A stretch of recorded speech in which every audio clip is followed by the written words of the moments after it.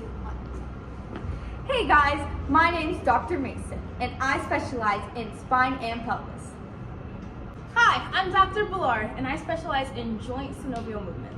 I'm Dr. Erica, and I specialize in tendons and ligaments. Hey there, I'm Dr. Anna Rose, and I specialize in bones and the bones of the feet. Today, in this video, we'll be exploring differences found in the human bodies and how they can affect our dancing. Ready? Hey, like I said, my name's Dr. Mason. Basically, since I specialize in pelvis and spine, I'm going to be talking to you about the differentiating pelvis and spine structures that we all might have. Okay, so we have a patient currently in here. Her name is Erica. We're going to see what we can do to help her out. She's in a lot of pain. Hey, Erica. What's up, girl? I've been having so much back pain. Okay, I am going to help you. I'm just going to have you stand up for me, please. Yeah, I know. So I'm basically gonna have her put her heels against the wall. As you can see, she's gonna put her arms right out in front of her. She's gonna breathe in and then out and relax into her back. And as you can see right here, her lower back is tilted inwards. That means that she probably suffers, you can put your arms out, from lordosis, which means that your lumbar section is more in, and your tendency is to arch it right there, versus something like kyphosis, where it would be more in the upper back. Is there anything else I can help you with, Erica? Well, I know the spine connects to the pelvis. Do you know much about that? Luckily, I am a spine and pelvis doctor. Nice. So I'm going to have you sit down on the ground in a crisscross applesauce for me, please. As you can see, since her knee is all the way down, that is what they call a 0 degree, versus me, who if I were to do that, I would have definitely not 0 degree. I would probably have whatever the next scale is. So that means I'm internally rotated and she's externally rotated. And since the pelvis is directly connected to the spine, this plays a big part in your spine and how you get injured or your spine structure. My back feels so much better now. Thanks, Dr. Mason. Of course, Erica. Hey there, guys. I'm Dr. Anna or Dr. DeMille, and I am a bone specialist. I study bone density and bone abnormalities within the body. It's important to know how healthy your bones are, but you can't do that without special tests and x-rays. However, dancers tend to have low bone density, specifically mineral density within the bones, which is often where most injuries happen. An important thing to keep in mind is your diet when maintaining your bone mineral density health. You should be eating mineral dense foods and taking vitamin supplements for vitamin D and making sure you get your calcium and vitamin C in as well. Now let's go inside because I think we have some patients. Right behind these doors is my patient Mason, and we're going to be exploring some differences in her feet versus other feet. Come on. Hey there, Mason. What are you doing today? I'm not doing too good. Oh no, what's wrong? My feet. Let me take a look at your feet. Okay. So there's a couple things we're going to examine if you want to follow me over here. On her feet, do you see how her toe is flexed here? That is due to her joint right here maintaining a flexed station at all times. This is what we call claw toe. Now this doesn't pose any harm to your feet. However, it can be a little inconvenient and not the prettiest to look at. So a couple things you could do is you could manually stretch your toes. If I may, you would just relax your toe and stretch them outwards. And then try and relax and press your toes flat into the ground. And then by doing that daily or a couple of times a day, it'll make gradual but improve your claw toe syndrome. Another common thing for dancers is called hallus valgus. And what this is essentially is a major bunion. So dancers have tight shoes and often our toes are squeezed in together. And this can cause an inward rotation from your toe. Over time, your bone will shift and it will have a diagonal axis away from your midline. You can stretch your toes by putting your fingers in between your toes, and also switching to wide boxed shoes that align with your body's natural foot alignment. If this is not caught early on in a dancer's career, oftentimes it is only corrected through surgery, but I wouldn't recommend doing that till your career is over. Thank you. You're welcome. Thank you, Mason.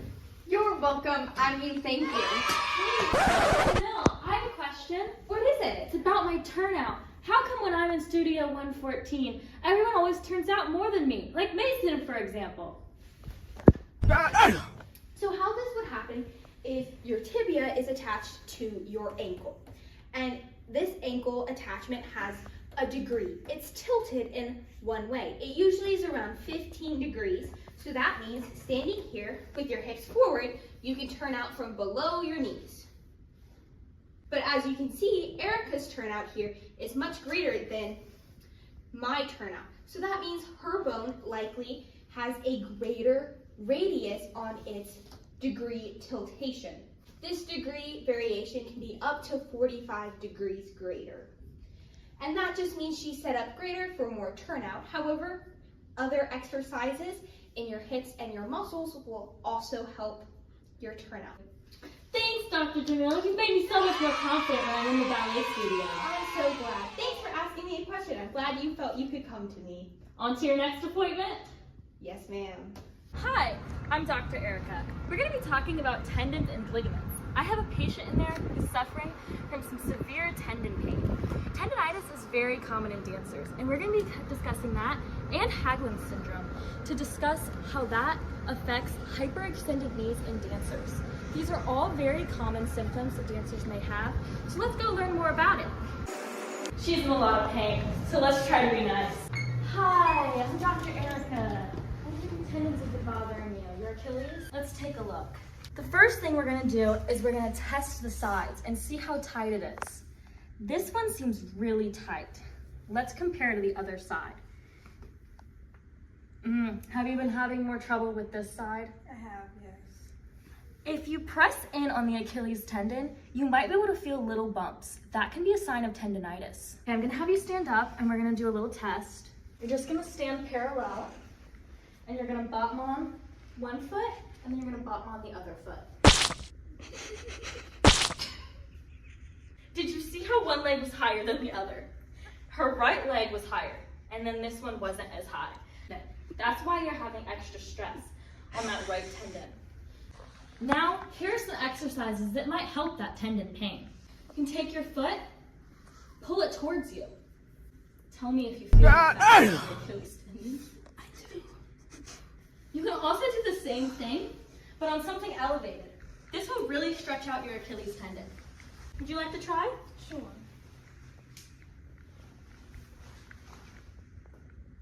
Oh, wow.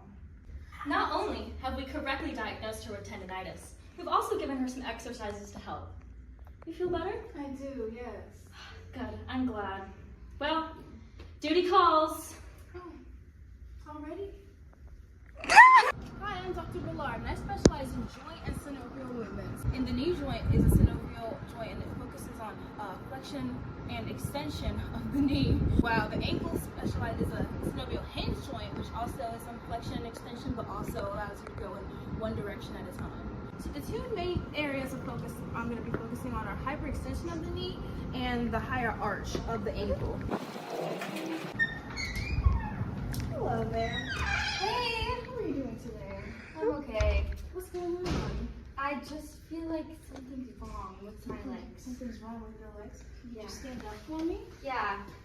Do you need it's like right behind my knees and stuff. Oh, I'm seeing. Okay. When you have hyperextended knees, when you're dancing, you want to be more mindful of the weight and making sure that you're using the front part of your knee instead of fully extending. You want to make sure you bend your knees a little bit. So when you're going in releve, would you bend your knees a little bit?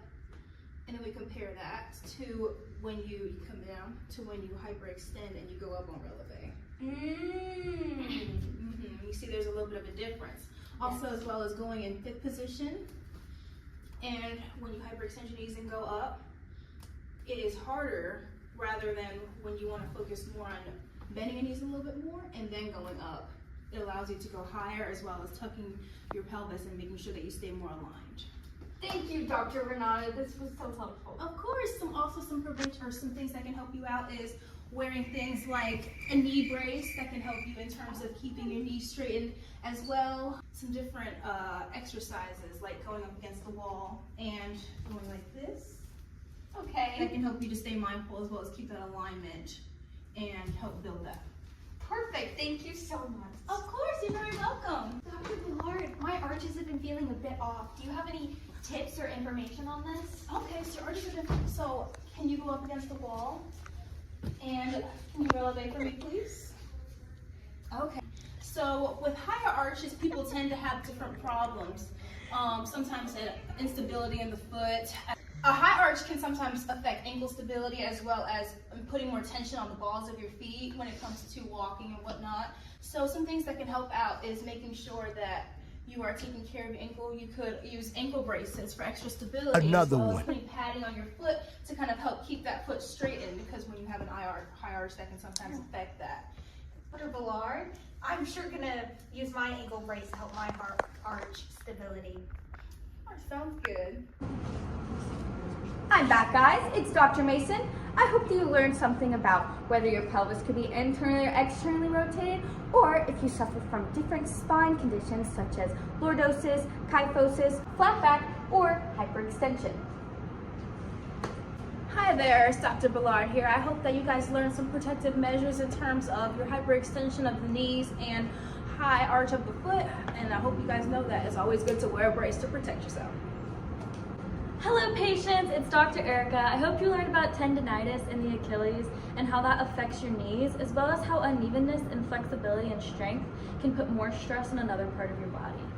Hey there, guys. It's Dr. Jamel, and I hope you remember how important it is to be eating nutrient-dense food to support your bone health, and then keeping in mind different things that can happen to your feet, such as the claw toe syndrome or really intense bunions, and also keeping in mind your external tibial rotation for turnout. I hope you enjoyed our video today. Again, I look naked. Hi there, I'm Dr. Ballard, and I specialize in I said 0 degrees. Texas, Hey, I'm Dr. Erica. specifically mineral density within the bones.